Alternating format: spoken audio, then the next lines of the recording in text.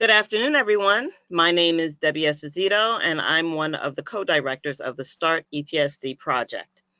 I'd like to welcome you to today's webinar, Inclusion, What Parents Can Do. Thank you for joining us. I'd now like to introduce Tatiana Dagrosa, who will talk about SPAN, the START EPSD project, and introduce our team. Tatiana? Thank you, Debbie. Good afternoon, everyone. SPAN Parent Advocacy Network is a statewide organization that is federally funded by the U.S. Department of Education, Office of Special Education Programs, U.S. Department of Health and Human Services, and multiple state agencies and foundations. SPAN is an umbrella organization that focuses on education, health, parent leadership, and human services.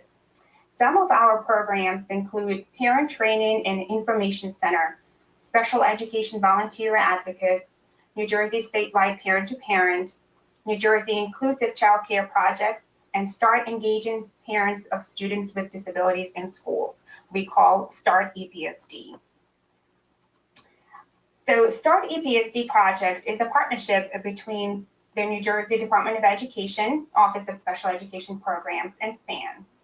We offer programs and services that support the engagement of families to improve outcomes for students with disabilities, including developing and sustaining special education parent advisory groups, or CPADs, and other parent support groups in communities and school districts.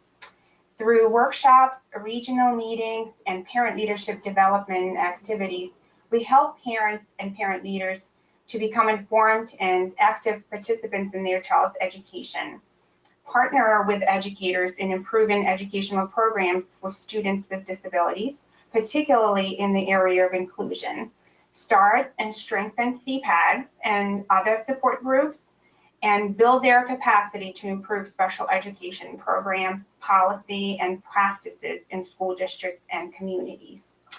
And please meet our team. All 7 of us serve as parent group specialists. In addition, Debbie Esposito and I, Tatiana Dagrosa, co-directing the project, and Debbie also our literacy project coordinator.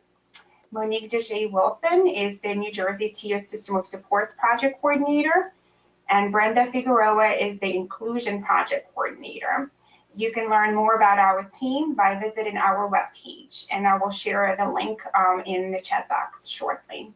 Thank you. Thank you, Tatiana. Okay, so now we have a couple of questions that will help us find out who is in the room.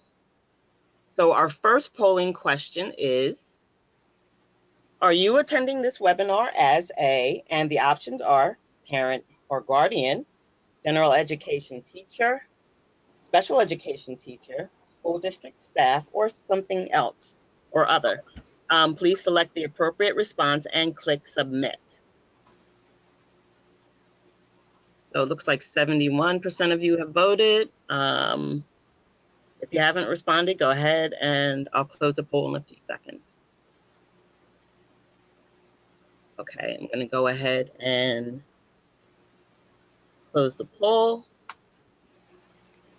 And I'm going to share that with everybody.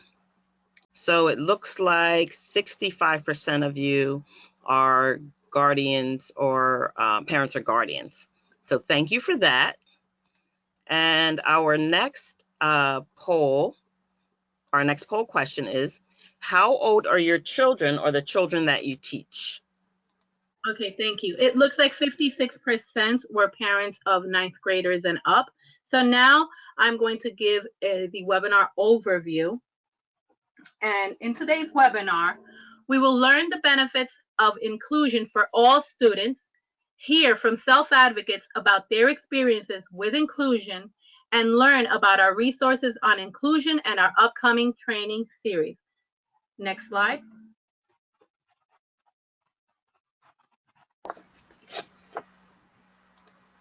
What does inclusion mean for you? Going from like everybody. Okay. Do you like to be in the school playing with everyone? Yes. Why? Making friends. For making friends. Awesome. Hi, everybody. My name is Ava Boas, and today I want to talk to you about inclusion. So first things first, I have what is called a system. So that means I was born profoundly deaf and I'm slowly losing my vision over time. So inclusion to me means that you have the proper accommodations that allow you to be successful in and out of the classroom. So I think the reason that people with disabilities get so frustrated about inclusion is that they're not given the proper accommodations that allow them to be 100%. So I think the reason that I've had such a good experience with inclusion is because our Manchester school district has been so receptive. Like the administrators, teachers, lunch aides, paras, and peers have all been so understanding with what I have. So remember, inclusion means all.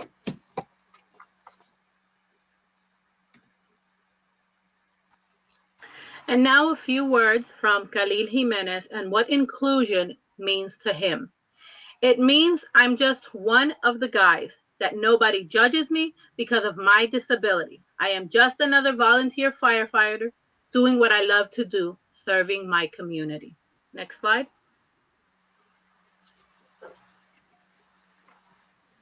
So what is inclusion? Inclusion is about all of us.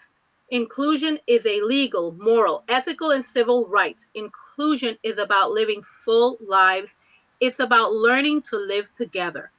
Inclusion makes the world our classroom. It considers that all students are full members of the school community and are entitled to the opportunities and responsibilities available to all students in the school. With proper preparation and support, everyone benefits from an inclusive approach to education. Inclusion is a value. Inclusion treasures diversity and builds stronger communities. Inclusion is about our abilities, our gifts, and how to share them. Inclusion is not just a disability issue. Inclusion is a way of living. Next slide.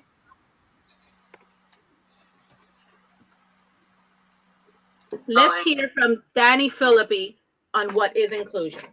Play video.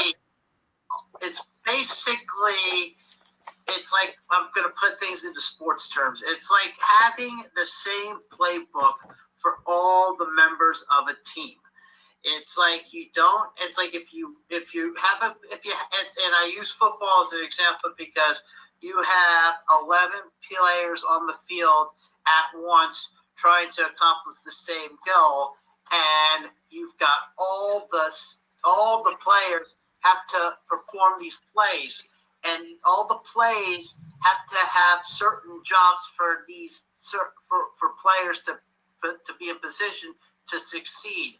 And I feel like that's like my personal definition of inclusion, because if one player out of the football team does not have the same playbook, how can the rest of the players be able to perform the play successfully? Now that we've given you an overview of today's webinar and discussed briefly why inclusion is so important, we'd like to know a little bit about your experience with inclusion and your child's education. So the question, our next poll question is, what percentage of time does your child spend in general education, in a general education setting? And the options are less than 40%, 40 to 79%, 80% or more. My child is in a separate school for students with disabilities or a separate placement, or I'm not sure. So go ahead and select the appropriate response and click submit. So it looks like 44% of you, 48% are voting.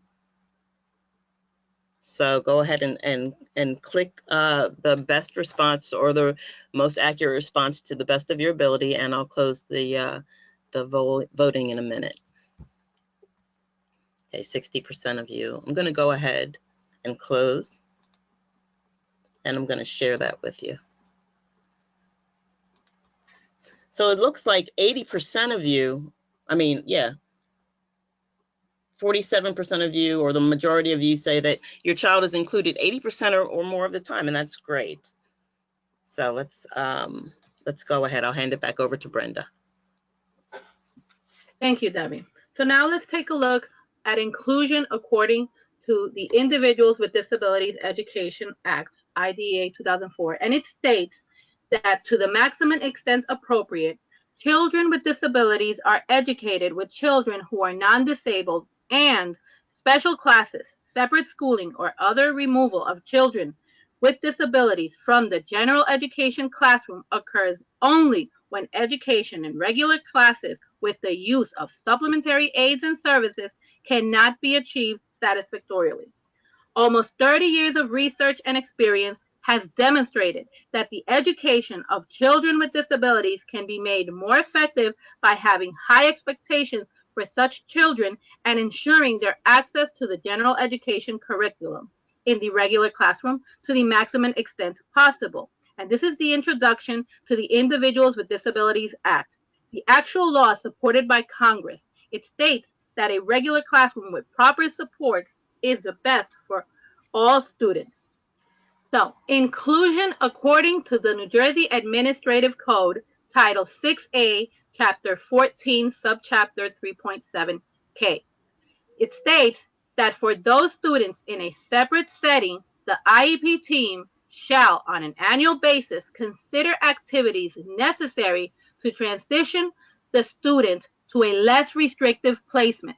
The IEP determines placement based on each child's unique and individual needs. Please note that as a parent, you are an important member of the IEP team. Also, at 14 or earlier, if appropriate, the student should be part of the team as well. These decisions are reviewed each year at the annual review meeting. Not every student needs can be met in an inclusive setting at all times. The regulations are very clear that this decision must be reviewed each year and that the team consider activities and services to prepare the student to transition to a less restrictive placement. In other words, having goals and objectives aimed at teaching the student the skills needed to be successful in a less restrictive setting. Keep in mind that students change and their needs change. We should not assume that once a student is in a more restrictive setting, they must remain there. Next slide.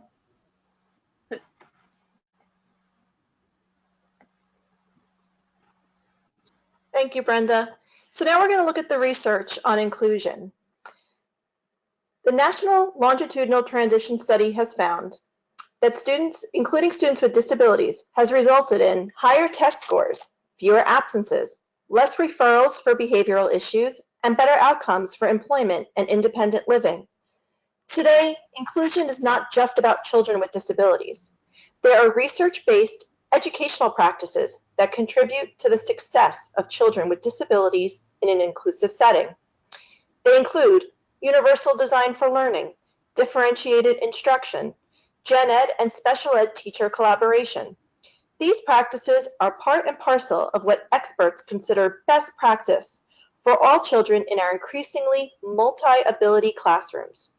The focus is on bringing together resources and expertise to meet the needs of all children. The Individual with Disabilities Education Act, or IDEA, of 2004 states, quote, "Disability is a natural part of the human experience and in no way diminishes the right of individuals to participate in or contribute to society." Next slide. The research on inclusion.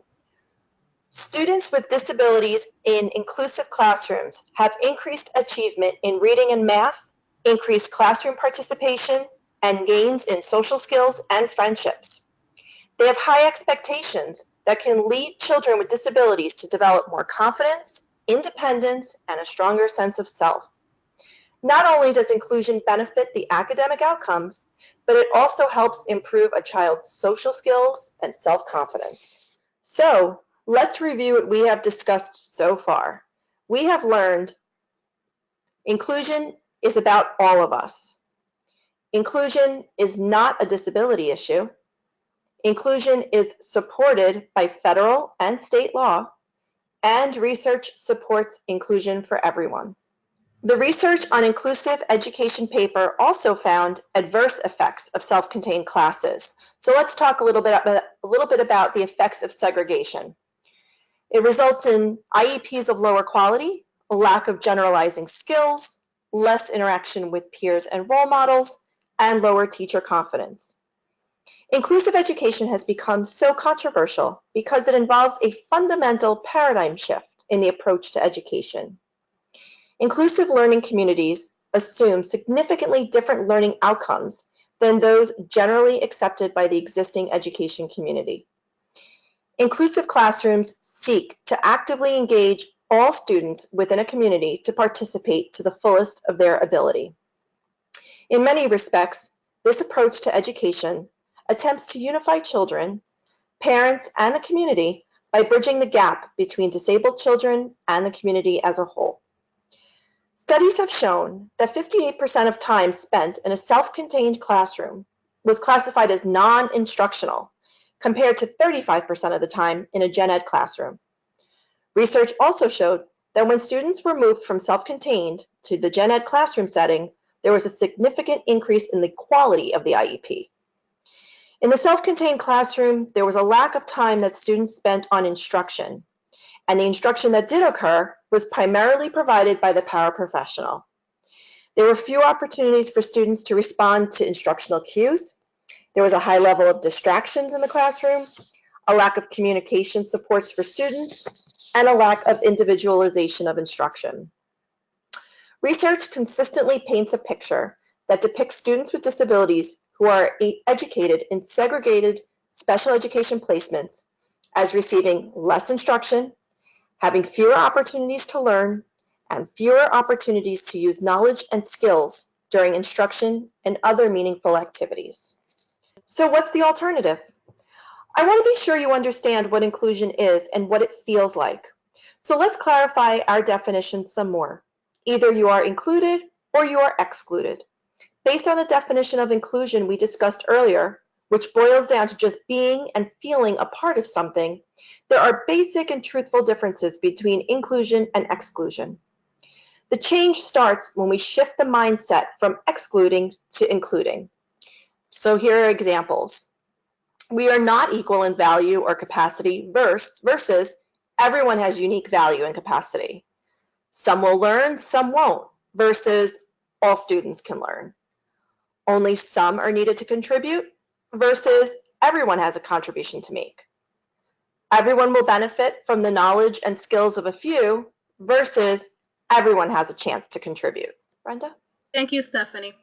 We have heard about the effects of segregation, but let's hear how it felt directly from those that were affected by it. Next slide. Soami Feliciano is a 13-year-old who loves reading, crafts, and makeup. Soami was 5 years old when an accident changed her life. She suffered a traumatic brain injury and a spinal cord injury. Recovery was long and hard, to say the least. She missed her second semester of kindergarten and missed weeks at a time after that due to surgeries and rehab. She fell behind academically. At that time, her school district insisted that in order to catch her up and provide her with an individualized education, placement should be in a self-contained classroom. Soami did not make any meaningful gains while in a self-contained classroom. Once she was back in the general education classroom with proper supports and accommodations, she started to make gains, which motivated her and helped with her self-esteem. And she provided us with this statement on how it felt to be in a segregated setting. These are her words. I felt very left out from the other classrooms and students. They would treat me like I didn't know anything. They always wanted to help me in every single thing when I was capable of doing it myself. Next slide. And now let's hear from Danny Philippi. How did you feel to be in a segregated setting? It felt like there was, I'm going to use an example that like another sports example there was once a story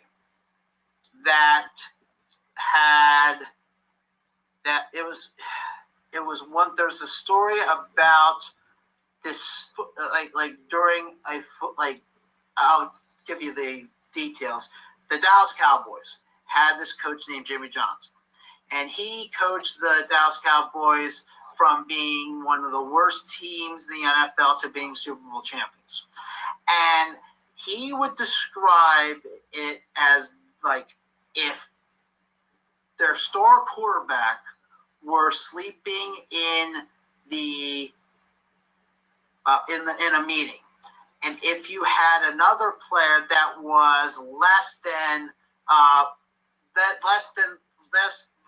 the star quarterback, like less popular or not as well known or whatever, if he was sleeping in the meeting, if these two players were sleeping in the meeting, he would say, if you have the guy that's sleeping that's not as good, and the star quarterback sleeping in the same meeting, that is not a good sign, because if you have it basically the reflection of what happens within a group or within a team or within a school works from the top down. And it sort of like for my opinion, like the child study team is like a reflection of what the school district is like. And in my opinion, if a school district is segregating individuals that have disabilities in a way in which you don't raise their level, raise their level to where they need to be in order to be a productive part of this mechanism, then it is doomed to be a bad experience, not just for the person that is in the school district, but it is a bad reflection of your organization as a whole. Wow, thank you, Danny. He's holding everybody, the entire team, accountable. So inclusion starts with the belief that all students have the right to feel safe, supported, and included at school and in the community. And there are significant benefits for students with disabilities who are included.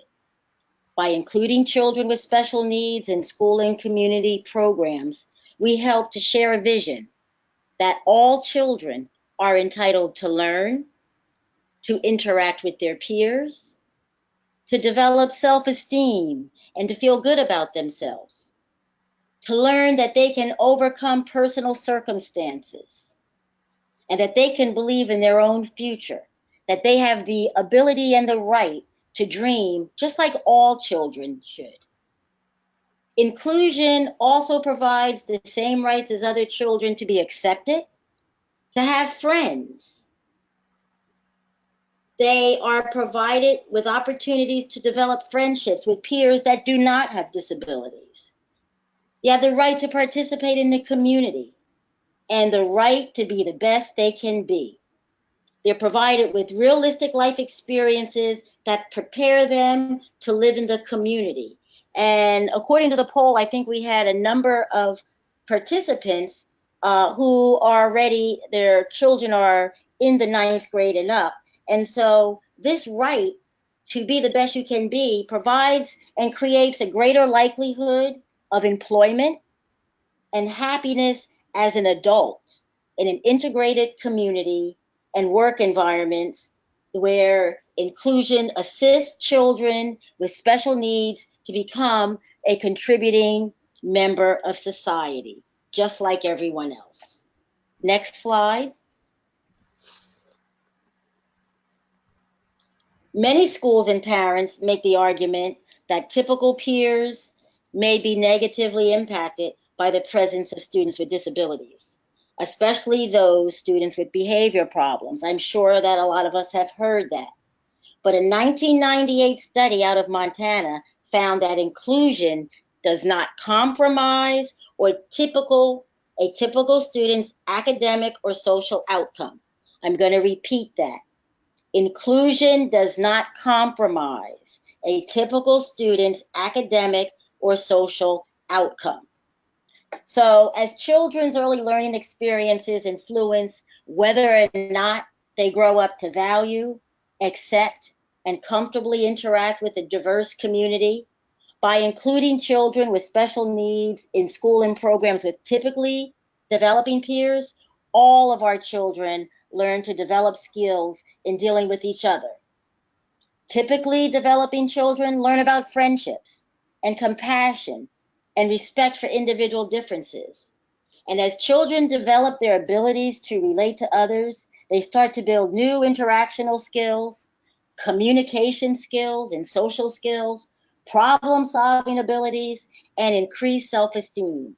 And this paves the way for the development of positive adult relationships with a variety of people in the community and in the home and places of worship and the workplace. So inclusion benefits all. Inclusion is, simply put, a right. It's the right thing to do, and it is the law. Brenda? Thank you, Monique. So let's review. We learned about the effects of segregation and heard from self-advocates about their own experiences in a segregated setting. We discussed the benefits of inclusion for both students with disabilities and students without disabilities. Next slide. And now in this portion, we will discuss some of our resources available to everyone. Next slide. Our inclusion resource collection. You can find the resource collection on our Start Engaging Parents of Students with Disability page on the SPAN website. This collection of resources on inclusion, developed and reviewed by the SPAN Start Engaging Parents of Students with Disability project in collaboration with the New Jersey Office of Special Education Programs, specifically for families to use in supporting their children and leading inclusive lives. So what kind of resources can you find? You can find one-pagers, infographics, briefs, videos, fact sheets, training materials, websites, webinars, and resources in Spanish, and more. It consists of 4 parts, which we will quickly review. Next slide. And these are a few screenshots of what you will be seeing on the website. So the contents of the collection, the first part is the benefits of inclusion. And this section will help families and others build their knowledge base and understanding of inclusion. You will also find a copy of this webinar recording on this section of our collection. Next slide. Now, inclusion in education. This section is to help families and others build their knowledge base and understanding around inclusive education. And you can find the webinar on planning for an inclusive classroom. You can find preparing your young children for inclusion of children with disabilities in the classroom, which is a very helpful blog. And one of my personal favorites, the role of the paraprofessional in the inclusive class, which is a very interesting webinar that has plenty of resources on this topic. Next slide. Next, we have the strategies and tips for families. And this section provides resources and relevant websites on inclusion with user-friendly information and practical tips to support and empower parents as partners in improving their child's academic and social emotional growth by increasing opportunities for successful inclusion. And some of these includes a webpage from our Center for Parent Information and Resources website, which is Priority Best Practices in Self-Advocacy Skill Building. We also have Common Vocabulary in Inclusive Schools, and this is an interactive slideshow. And you can find on our handouts today, also here on our resource collection, the New Jersey Coalition for Inclusive Education Parent Manual, a guide to inclusion for families. Next slide. And last is the additional resources. And here you will find resources, including some from the New Jersey State Department of Education, some directly from our SPAN Parent Advocacy Network, and we've also included one on neurodiversity, which is also available in Spanish. Please keep in mind that our collection will continue to be updated regularly, and we will be adding more statements and videos from our self-advocates. Next slide. So now we will take some time to answer some of the questions that were submitted through registration, and if there are any in the chat box, we will also take the time to answer some of those. So the first one that we received was, how do you get your child to make friends? I could take that question, Brenda. Thank you. So, and I could focus on the, more in the elementary school and preschool piece with making friends. A couple things you could do. One is talk to your building principal, and find out if they do something at school like a buddy bench or a lunch bunch. Those are always great ways. The other thing you could do is at your IEP meeting, talk to the child study team about creating goals specifically around that with social goals. A lot of times, what is the barrier that's causing your child to struggle with making friends? Is it initiating the conversation? Is it maintaining a lasting conversation, having the conversational skills? So maybe it's looking at first a goal around initiating, then once that child masters that, going into expanding into conversational skills. This can also be done in conjunction with the school guidance counselor. Invite your guidance counselor to the IEP meeting.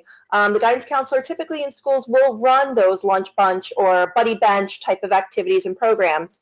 There may also be a Project Unify or a Sports Unify type of program that is going on within your school district that you can find out and see about having your child participate in.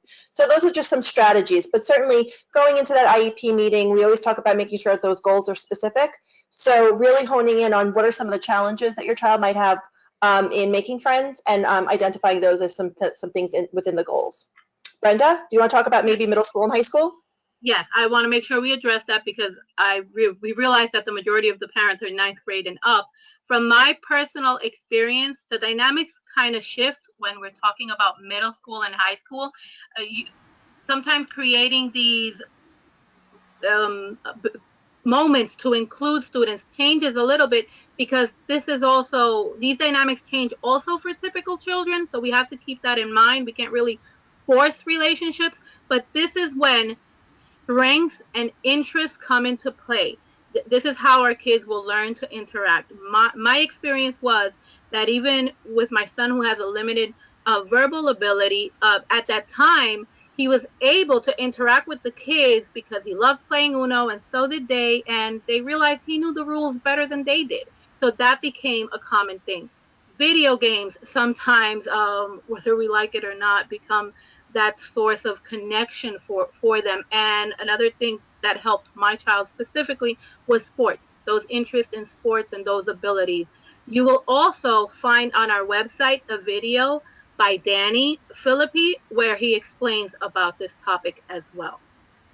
And we have another question here. Oh, I want to keep in mind that I saw one of the comments said awareness and educate the peers, and I think that is very important. Sometimes we talk about inclusion in schools and we just keep mentioning, but we're not really spreading the true awareness and educating their peers in order for them to understand these dynamics. Next question, how to collaborate with my child's teacher when he or she has limited knowledge of what inclusion is? I'll take that question, Brenda. One of the things that you can do is that you have to assume that perhaps the teacher hasn't been exposed to inclusion or doesn't know how to include your child. So opening the lines of conversation early on in the year is very important. Having a meeting to discuss what your goals for your child are, and ideas of how to include them, and also sharing resources that you come across, just like sharing this webinar with the teacher. and giving them some of those answers. And just in the question that Brenda was touching on, awareness and educating their peers, it is very important also that if you have PTOs, PTAs, or HSAs in your schools, that you get involved, because some of the activities that they do, and that has been my experience, sometimes the people that are involved are not aware or are not being Sensitive? not sensitive. They don't know what they don't know, and they are not being intentional in the way that they promote events. So having a voice for the parents that have children with disabilities in those groups is very important. Let's say they had a no parent party.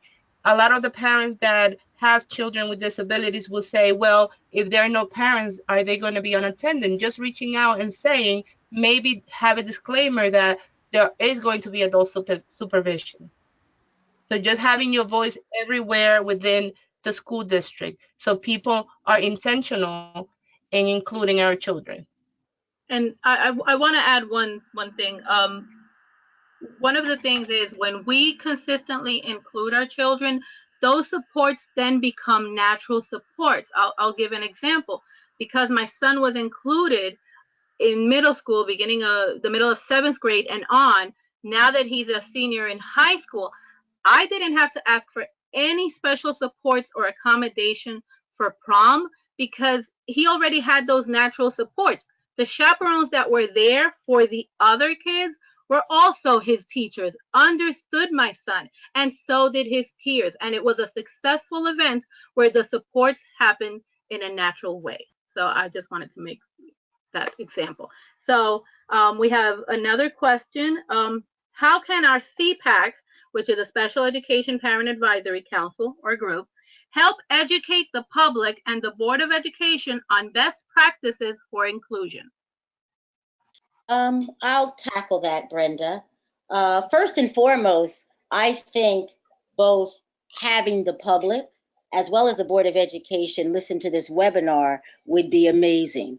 The content within this webinar is so full in regards to resources, hearing directly from those children and those young people that are being supported and how they feel about inclusion, as well as the information around best practices.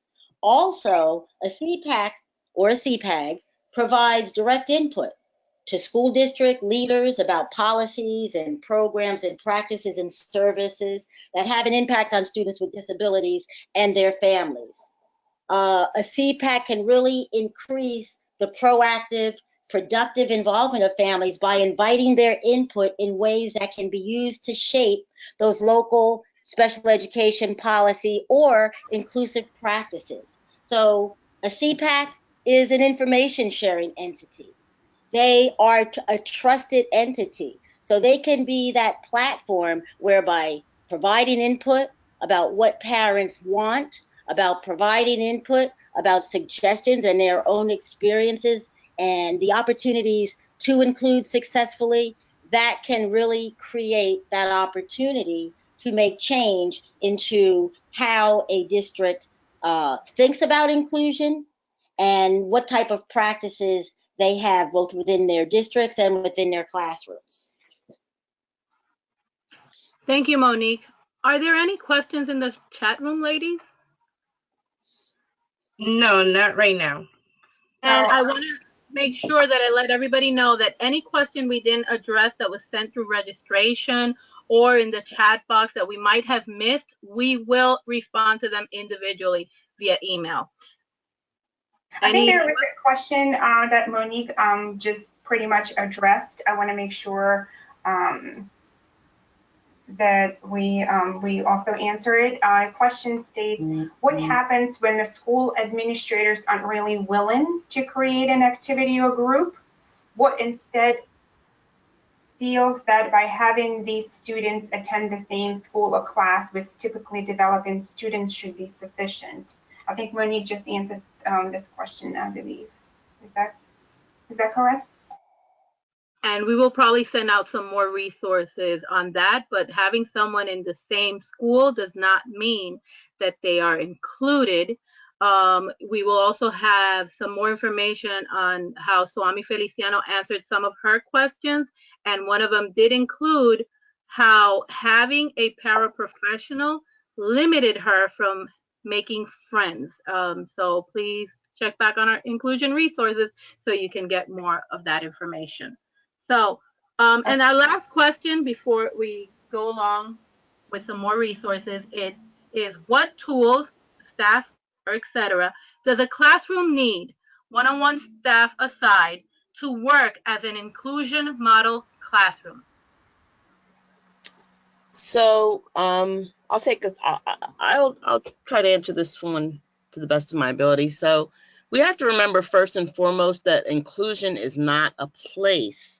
So when you talk about an inclusion classroom, inclusion is not a place. It's kind of a state of it's a state of mind. It's a way of living. It's a way of addressing a child's needs. And having said that, to how your classroom is set up, what's in your classroom, the way you teach is going to depend entirely on the needs of the student that's being included. So what's going to work in one classroom may not work in another classroom because the makeup of the students are going to be different. So, and there are different supports that are available, and Monique will talk about one of those supports in terms of NJTSS, New Jersey Tiered Systems of Supports. There are Universal Design for Learning. There are technical supports that are available. So again, I mean, the supports or the way the classroom is set up will be depending on the needs of the child. And we have to focus, remember, always on the needs of the student. And always, again, remember that inclusion is not a place. It is a way of life or a way of a state of mind. And if anyone wants to add to that. Yeah, I'd like to jump in and just say that it's also just about your attitude. It's about the teacher in the classroom, the principal of the building, all the way up to the superintendent of the school district that chooses to embrace that phrase, choose to include. And it's really, it really starts at the top, and just building on that attitude that all children belong. And it's that having that attitude that this is the right setting for our children, and we will do whatever it takes to create that inclusive setting for everyone. So I always do reference that in my head, that kind of choose to include, and figuring out how to work with your school district to infuse that feeling throughout. And I want to say a quote from, I hope I'm getting his name right, Patrick Schwartz. We cannot expect our adults with disabilities to lead full inclusive lives if all they know is a segregated setting. So please keep that in mind. And now we'll go on to our next slide.